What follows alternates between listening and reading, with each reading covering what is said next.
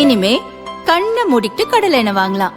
ஏன்னா மந்த்ரா கடலை எண்ணெய் இதயத்தின் தயாரிப்பு. வறுக்க பொரிக்க ஏன் எல்லா சமையலுக்கும் மந்த்ரா தான். மந்த்ரா கடலை எண்ணெய், அபார ருசி, ஆரோக்கியமான உடல் நலம்.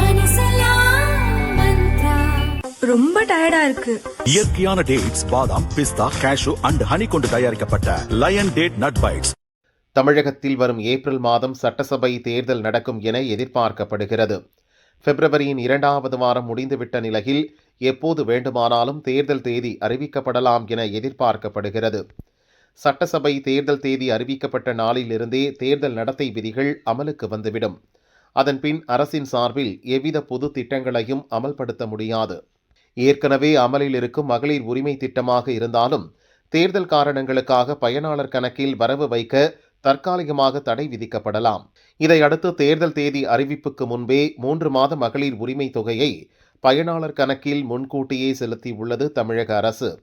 அதாவது பிப்ரவரி, மார்ச், ஏப்ரல் மாதங்களுக்கு தலா 1000 ரூபாய் மற்றும் கோடைக்கால சிறப்பு தொகுப்பு என்ற பெயரில் 2000 ரூபாய் என ஒவ்வொருவர் கணக்கிலும் தலா 5000 ரூபாய் இன்று காலை டெபாசிட் செய்யப்பட்டதாக முதல்வர் ஸ்டாலின் தெரிவித்துள்ளார்.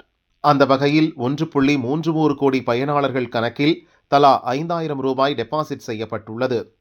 தேர்தல் காரணங்களுக்காக மகளிர் உரிமை தொகை முடக்கப்படாமல் இருக்க இந்த நடவடிக்கை மேற்கொண்டுள்ளது. 3 மாத உரிமை தொகையுடன் கோடைகால சிறப்பு தொகுப்பும் வழங்கப்பட்டுள்ளது.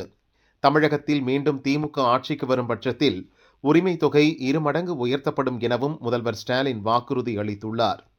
கடந்த தேர்தல் பிரச்சாரத்தின் போது திமுக அளித்த வாக்குறுதிகள் நிறைவேற்றப்படவில்லை என அதிமுக பொதுச் செயலாளர் எடப்பாடி பழனிசாமி குற்றம் சாட்டி வருகிறார். மேலும் அதிமுக ஆட்சிக்கு வந்தால் கல்விக் கடன் ரத்து உட்பட பல்வேறு நலத்திட்டங்கள் செயல்படுத்தப்படும் என வாக்குறுதி பட்டியலை அடுக்கி வருகிறார்.